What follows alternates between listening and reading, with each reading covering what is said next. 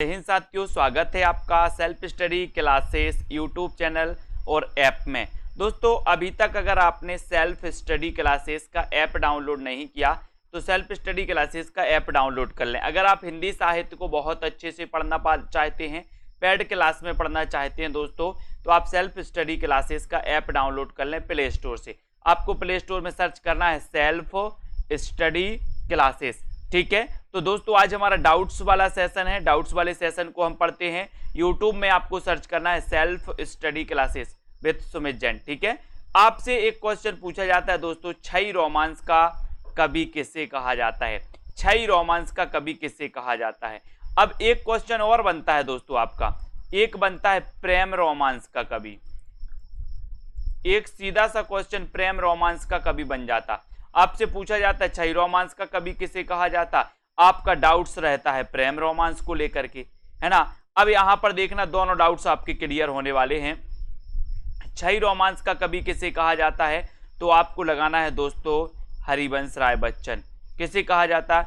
हरिवंश राय बच्चन। और अगर आपसे पूछा जाए कि प्रेम रोमांस का कवि किसे कहा जाता है, रामेश्वर शुक्ल अंचल। बोले सर इसमें कैसे याद करेंगे? बोले हमारे अंचल, अंचल मतलब क्या होता है? क्षेत्र। हमारे अंचल में बोले प्रेम का रोमांस होता है। हमारे अंचल में का प्रेम का, ठीक है। तो अंचल से क्या हो जाएगा?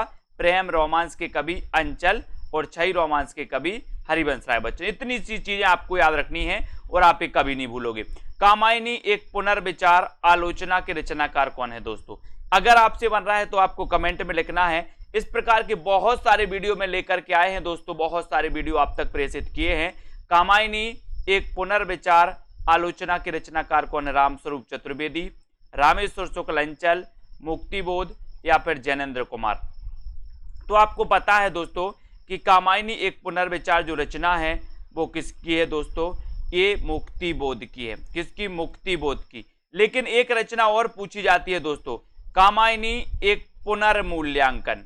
कामायनी एक पुनर्मूल्यांकन, ठीक है। यहां पर पुनर्विचार है, वहां पर पुनर्मूल्यांकन हो जाता है ना। तो पुनर्मूल्यांकन आपको याद रख लेना कि कामायनी एक पुनर्मूल्यांकन ये रामस्वरूप चतुर्वेदी की है। रामस्वरूप चतुर्वेदी, इसको आपको याद रख लेना है। कामायनी एक पुनर्विचार मुक्तिबोध, है ना, इसको आपको याद रख लेना। बोले कामायनी मुक्ति के लिए एक बार पुनर्विचार कर लो, मुक्ति के लिए पुनर्विचार कर लो, है ना। और रामस्वरूप चतुर्वेदी का पुनर्मूल्यांकन, पुनर्मूल्यांकन रामस्वरूप, बोले राम के स्वरूप का पुनर्मूल्यांकन, है ना।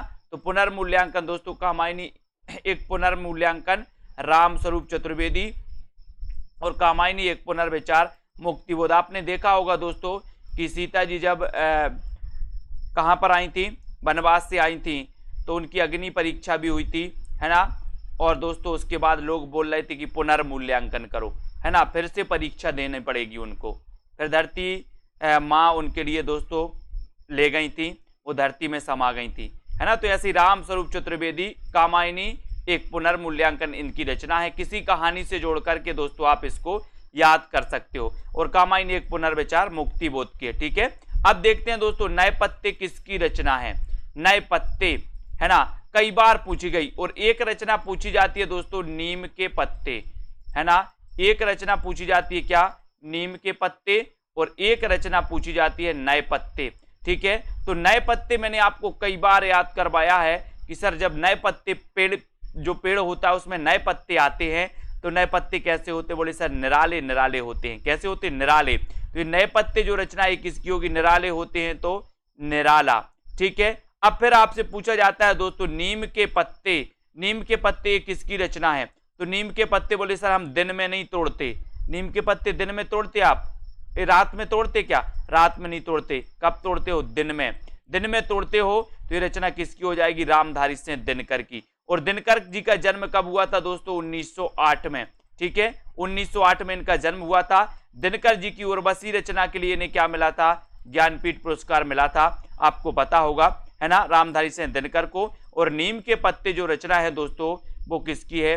रामधारी सिंह दिनकर की है। और नए पत्ते जो रचना है वो निराला जी की है। इनको अपन को याद रखना है, ठीक है। ये डाउट्स वाले प्रश्न है। हिंदी साहित्य का उद्भव और विकास के रचनाकार कौन है? हिंदी साहित्य का उद्भव और विकास, ठीक है।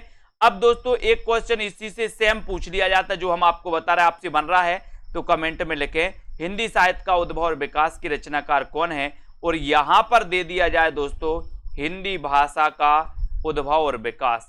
अब बहुत सारे लोग डाउट्स में आ जाते, आपसे पूछा जाता है हिंदी भाषा का उद्भव और विकास के लेखक कौन है, आप आओ देखते न ताओ और लगा देते हजारी प्रसाद द्विवेदी, जबकि हिंदी साहित्य का उद्भव और विकास ये हजारी प्रसाद द्विवेदी की दोस्तों रचना है, ग्रंथ है, जबकि हिंदी भाषा का उद्भव और विकास ये आपको याद रख लेना कि ये उदय नारायण तिवारी की रचना है, उदय नारायण तिवारी। ठीक है, तो हिंदी भाषा का उद्भव और विकास, भाषा का पूछे तो उदय नारायण, बोले भाषा का उदय, भाषा का क्या हुआ उदय, तो हिंदी भाषा का उद्भव और विकास उदय नारायण तिवारी, और हिंदी साहित्य का उद्भव और विकास हजारी प्रसाद द्विवेदी। ठीक है, ये डाउट्स भी आपका क्लियर हो गया दोस्तों।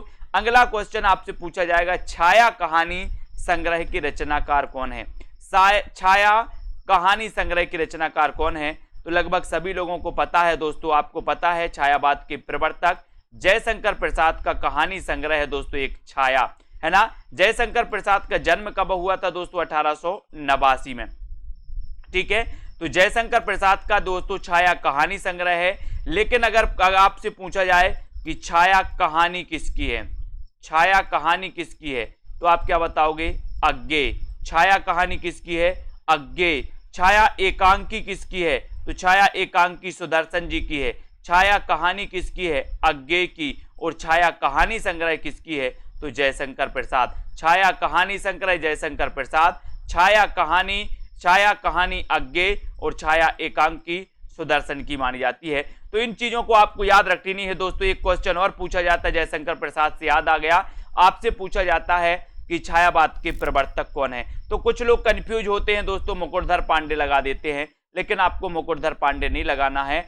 अगर ऐसा क्वेश्चन आता है कि छायावाद के प्रवर्तक कौन है, तो आपको लगाना है जयशंकर प्रसाद। अगर आपसे पूछा जाता है कि आचार्य रामचंद्र शुक्ल ने छायावाद का प्रवर्तक किसे माना है, तब जाकर के आपको मुकुटधर पांडे लगाना है। ठीक है, अगर पूछा जाए ईला चंद्र जोशी ने किसे माना है, तो जयशंकर प्रसाद। नंद दुलारी वाजपेयी ने किसे माना है, तो सुमित्रा नंदन पंत को माना है। तो ऐसे बहुत सारा अपना ये सेशन होता है दोस्तों self study classes YouTube channel पर डाउट्स वाले प्रश्नों का।